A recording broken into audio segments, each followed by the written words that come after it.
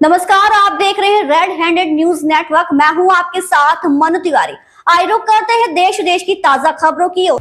सूत्रों के मुताबिक केंद्र सरकार ने विदेश मंत्री जयशंकर के काफिले में अतिरिक्त बुलेट प्रूफ वाहन जोड़कर उनके सुरक्षा कवर को बढ़ा दिया है। जयशंकर को देश भर में उनके आवाजाही के लिए एक उन्नत सुरक्षा वाहन मिलेगा। सीआरपीएफ ने यह फैसला भारत पाकिस्तान तनाव से जुड़े एक हालिया खतरे के आकलन के बाद दिया है। पाकिस्तान ने बुधवार को पंजाब में अटारी वाघा सीमा के रास्ते 23 अप्रैल को पकड़े गए बीएसएफ जवान पूनम कुमार शो को भारत को सौंप दिया। कांस्टेबल को पाकिस्तान रेंजर्स ने सुबह 10:30 बजे सीमा सुरक्षा बल को सौंप दिया गया। बीएसएफ के प्रवक्ता ने बताया कि कार्रवाई शांतिपूर्ण तरीके से और स्थापित प्रोटोकॉल के अनुसार की गई। पंजाब के फिरोजपुर में अंतर्राष्ट्रीय बॉर्डर पर गलती से पाकिस्तानी सीमा में प्रवेश करने वाले बीएसएफ जवान पूनम कुमार शो की बुधवार को रिहाई हो गई है। वह सकुशल वापस पहुंच गए हैं।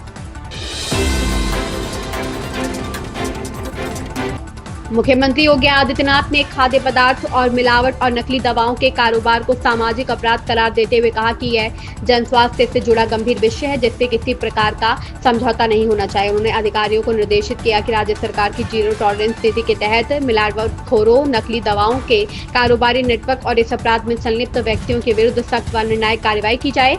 मुख्यमंत्री ने यह भी कहा कि ऐसे लोगों को सार्वजनिक रूप से चिन्हित किया जाए और उनकी तस्वीरें प्रमुख चौराहों पर लगाई जाए ताकि जनता भी उन्हें पहचान सके और समाज में उनके प्रति नकारात्मक संदेश जाए।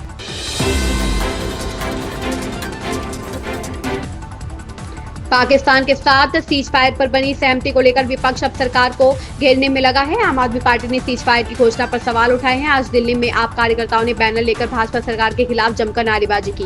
भारत और पाकिस्तान के बीच 4 दिनों तक चले सैन्य टकराव के बाद दोनों देशों के बीच सीज फायर पर सहमति बनी। सीज फायर की घोषणा के बाद मोदी सरकार विपक्ष के निशाने पर है। विपक्ष लगातार सीज फायर को लेकर भाजपा सरकार को घेरने में लगा है। आम आदमी पार्टी ने इसे लेकर कड़े सवाल खड़े किए हैं। दिल्ली में आप कार्यकर्ताओं ने भाजपा सरकार के खिलाफ प्रदर्शन किया। दिल्ली में आप कार्यकर्ताओं ने ओखला में मोदी फ्लोर मिल्स के पास फुट ओवर ब्रिज पर प्रदर्शन किया। बैनर लेकर आप कार्यकर्ताओं ने जमकर नारेबाजी की। बैनर पर लिखा है, पीओके का छोड़ा मौका, मोदी का देश का धोखा।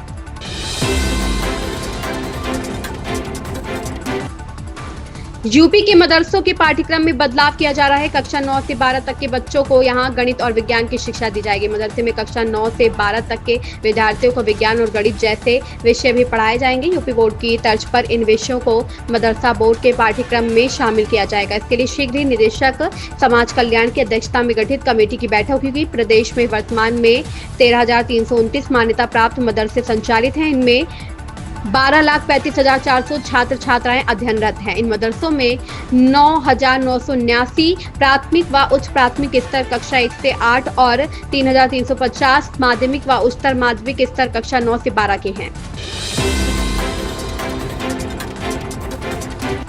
उत्तर प्रदेश के सीएम योगी आदित्यनाथ ने कहा, एक दिन आतंकवाद पाकिस्तान को भी निगल जाएगा। पाकिस्तान पूरी तरह खोखला हो चुका है। ऑपरेशन सिंदूर पाकिस्तान की करतूतों का जवाब था। भारत पर उंगली उठाने वालों और सुरक्षा में खलल डालने वालों को ऐसी स्थिति में पहुंचा दिया जाएगा कि उनके अंतिम संस्कार में कोई शामिल नहीं हो पाएगा। हम पीएम मोदी के आभारी हैं जिन्होंने पंजाब के आदमपुर एयरबेस का दौरा किया और सशस्त्र बलों का हौसला बढ़ाया। बहनों और भाइयों, पाकिस्तान की विफलता, आतंकवाद को उसके द्वारा दिए जा रहे प्रश्रय और यह आतंकवाद को उसके द्वारा दिए गए प्रश्रय इस बात को साबित करता है कि आतंकवाद एक दिन पाकिस्तान को भी निगल देगा। अमेरिकी राष्ट्रपति डोनाल्ड ट्रंप अपने 4 दिवसीय मध्य पूर्व के दौरे पर पहले पड़ाव पर मंगलवार को सऊदी अरब पहुंचे। सऊदी अरब की राजधानी रियाद में युवराज मोहम्मद बिन सलमान ने राष्ट्रपति ट्रंप का एयरपोर्ट पर स्वागत किया। सऊदी अरब दौरे में राष्ट्रपति ट्रंप सऊदी युवराज के साथ ईरान के परमाणु कार्यक्रम गाजा युद्ध को समाप्त करने और तेल की कीमतों समेत कई अन्य मुद्दों पर बात कर सकते हैं। अमेरिकी राष्ट्रपति डोनाल्ड ट्रंप ने मंगलवार को सऊदी अरब के क्राउन प्रिंस मोहम्मद बिन सलमान से मुलाकात करके अपनी 4 दिनी पश्चिमी एशिया यात्रा की शुरुआत की। ऑपरेशन सिंदूर की सफलता को लेकर यूपी में तिरंगा यात्रा का शुभारंभ हो गया है। इस मौके पर सीएम योगी ने तिरंगा लेकर खुद यात्रा का नेतृत्व किया। मुख्यमंत्री योगी आदित्यनाथ ने ऑपरेशन सिंदूर की सफलता के बाद सेना के शौर्य को सलामी देने के लिए बुधवार को अपने सरकारी आवास से भारत शौर्य तिरंगा यात्रा को रवाना किया। सीएम योगी ने हाथ में तिरंगा लेकर यात्रा का नेतृत्व किया। उन्होंने प्रदेशवासियों की तरफ से ऑपरेशन सिंदूर की सफलता के लिए प्रधानमंत्री नरेंद्र मोदी, जवानों, पूर्व सैनिकों और नौजवानों का अभिनंदन किया। सीएम ने कहा कि पूरा देश भारतीय सेना के शौर्य व पराक्रम को सैल्यूट करते हुए बहादुर जवानों का अभिनंदन करने के लिए उतावला दिखाई दे रहा है। बसपा सुप्रीमो मायावती ने मध्य प्रदेश सरकार के मंत्री विजय शाह की सेना की महिला अधिकारी कर्नल सोफिया कुरैशी पर टिप्पणी को घृणित और असभ्य करार दिया है। उन्होंने कहा कि ऐसी मंत्री पर सख्त कार्रवाई होनी चाहिए जिससे कि देश का आपसी भाईचारा और समरसता बिगड़ने ना पाए। उन्होंने एक्स पर कहा कि पहले विदेश सचिव और फिर उसके बाद सेना की महिला अफसर के प्रति घृणित, असभ्य व अमर्यादित टिप्पणी वास्तव में जोश व उमंग के उस पूरे अच्छे माहौल को नष्ट करने वाली है जो पूरा देश भारतीय सेना की पाकिस्तान के विरुद्ध ऑपरेशन सिंदूर की सफलता से उत्साहित है। यह अति दुखद व शर्मनाक है।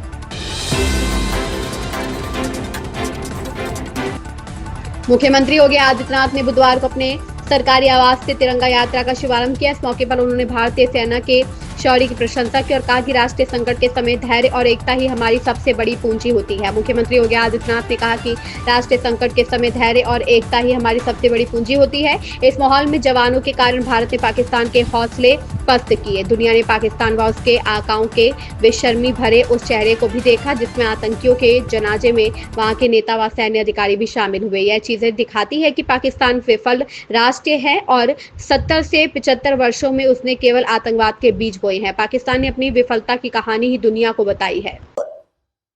इन खबरों में बस इतना ही। बने रहिए रेड हैंडेड न्यूज नेटवर्क के साथ। अगर आपको हमारा ये वीडियो पसंद आया हो तो हमारे चैनल को सब्सक्राइब, लाइक और शेयर करना बिल्कुल ना भूलें।